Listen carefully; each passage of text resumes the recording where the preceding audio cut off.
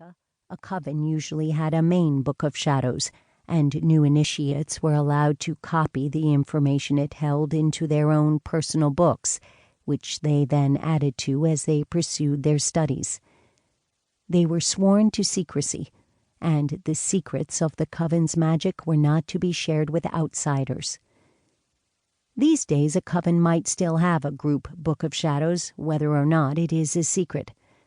My group, Blue Moon Circle, does, although it is a fairly simple collection of our rituals along with some photos taken over the years, including vacations we took together, a copy of The Charge of the Goddess, and the names of each member who has been a part of Blue Moon Circle written on the inside front cover.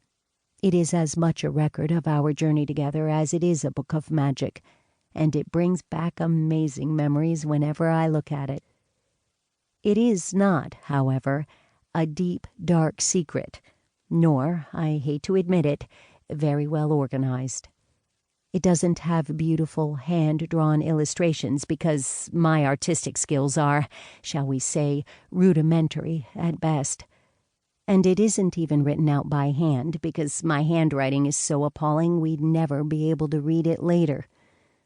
So I type up the spells and rituals, sometimes using a pretty font, so that must count for something, right? And tape them into the book. We're modern eclectic witches, people. We do whatever works. For the most part, a book of shadows is created and used by an individual witch. Traditionally, such books were always supposed to be handwritten. It was thought that writing out the spells and information in your own handwriting gave them more power. Does it? Perhaps. And certainly if you have the time, the inclination, and decent penmanship, that's a great way to go.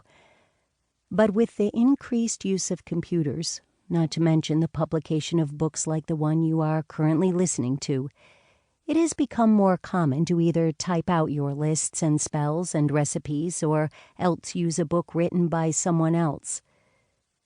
This book is meant to take the place of a book of shadows you have to start from scratch, although you may jot down your own notes as you follow the journey that is your life in the craft. I called it the Eclectic Witch's Book of Shadows because that is how I think of myself, as a witch who uses bits of this and that to make up my own personal witchcraft journey. Whether you are Wiccan, an eclectic witch, or anything in between, I hope that you will find this Book of Shadows useful, entertaining, and, of course, magical. How to use this book.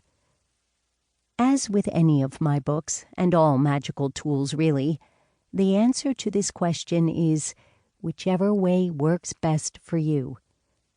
There is no one right approach to practicing witchcraft, and therefore no one right way to use a book of shadows.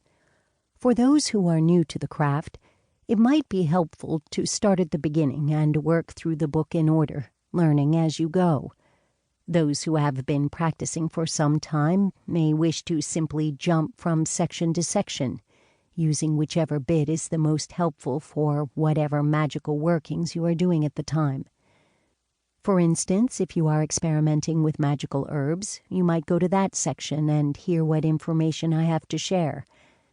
But you don't need to stop there.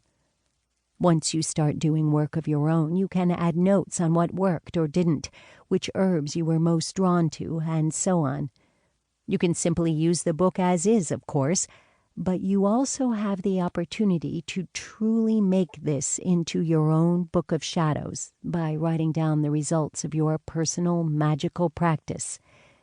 Which stones seem the most effective for prosperity or healing? Are there spells that seem to work for you every time? Which gods and goddesses do you connect to most, and why? This is your book of shadows.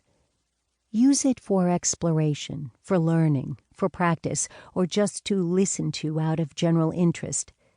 There is no right or wrong way. Simply what works for you. Herbs. herbs are one of the... To keep listening to this audiobook, I've left you a link in the description so you can do it, at no cost thanks to Audible's 30-day free trial.